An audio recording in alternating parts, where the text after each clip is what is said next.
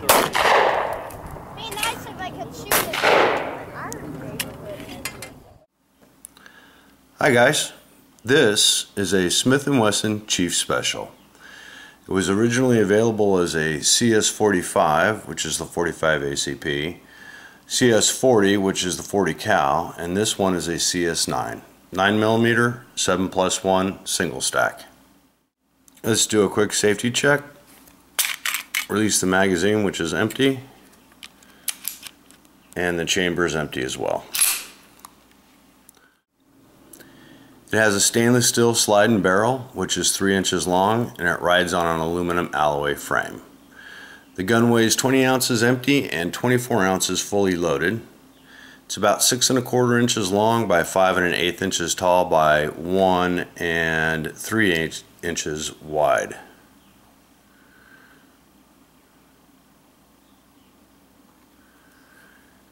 It has a bobbed hammer on the back with a safety decocker and a magazine disconnect, so you cannot pull the trigger with the magazine out. The safety decocker is left side only. If the hammer's all the way back with the round in the chamber, you can safely decock it like that, and Smith & Wesson says it's okay to carry it in this configuration with the round in the chamber and the safety down. It has 3-dot Novak style sights, which are adjustable for windage but not for elevation. The back of the barrel is wide on top, flat, and it narrows to the front. I think it's a good looking gun. Good sight picture. Polymer magazine disconnect and a polymer base plate on the magazine for a finger hold for your pinky.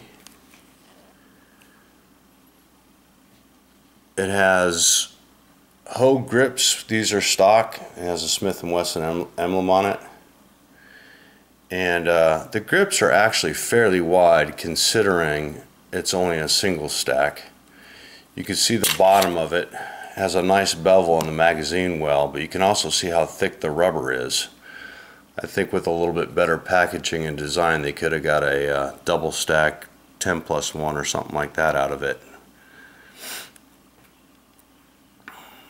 It's a nice looking gun, fairly accurate. The front's been rounded off.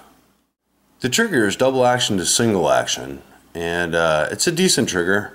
The first pull is long, smooth, but about 10 pounds, kind of heavy.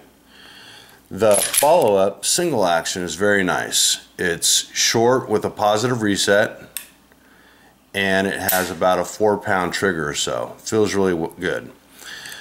Again, it does have the magazine disconnect feature, so it won't fire without the magazine inserted.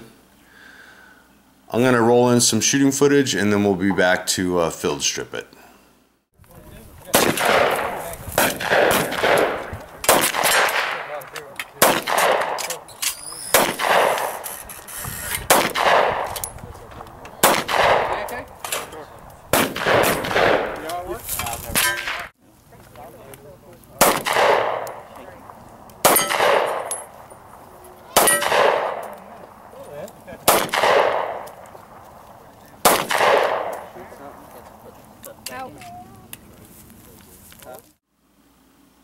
The safety instruction manual that came with this pistol is generic, so this disassembly procedure should work for the CS45, 40, and 9mm.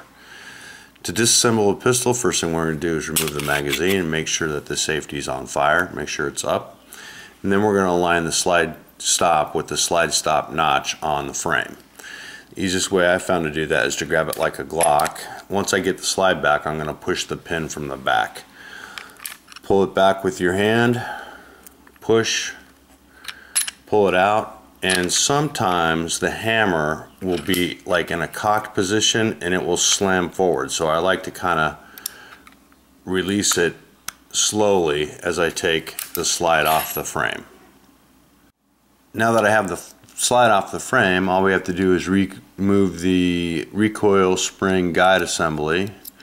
Then you can push the barrel up from the back, slide it out, and you can take apart your the spring off of the recoil guide. If you do happen to find one of these used, this part here on the end of the guide is actually polymer, and if you look closely at mine, you can see that it's starting to get banged up a little bit. So if you find one of these used, this is definitely one of the areas that I would look at to see what kind of shape it's in. My guns only has about 1250 rounds or so through it, and you can see that it's getting boogered up pretty good. Also on the slide, one last safety feature I wanted to show you was it does have a firing pin safety block right here, which will not allow the gun to fire until the trigger is pulled. To reassemble the slide, you take your spring and your guide rod, put those two guys together, take your barrel and your slide, slide it in the front, push it back until it seats, and then on the bottom of the barrel you'll see a little groove that's cut out. We're going to put that guide rod bushing, this guy here, on the ends, hooked to that. Put it in the front, pull it back, and the end of this guide rod should be flush with this plate here, because the inside of the frame actually has a cutout. You can see it there. So the inside of the frame actually rides right here, and if this is sticking up at all, it won't seat together when you put it. It won't seat properly when you put it together.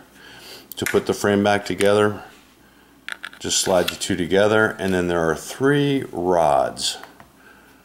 This guy here is the ejector magazine depressor. The inside one here is the sear release lever, and then this is the firing pin safety lever. To get the slide fully back on, the hammer should be forward. Push the first lever down, push it back, push the second lever down with your finger a little bit, push it back just a little bit more, and then the third lever all the way down, and it should come back to this position. Now to get your slide stop back in, if you look inside this hole, see if I can get that for you, as soon as it comes back just a little bit, it clears right there. All you have to do is take your slide stop, put it in all the way, now pull it back just a little bit more and it will drop right in, or just give it with your thumb, and now your gun is fully reassembled. Function check, fires, hold it, reset, fires, hold it, locks back on the slide, and then I'm going to let it reset and decock it. Safety's on, trigger won't pull, it's good to go. A little bit more shooting footage. Thanks a lot for watching, guys. Have a great day.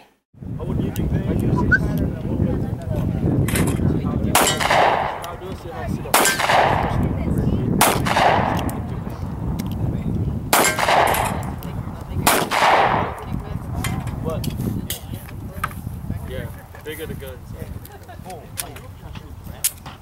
was like bullet.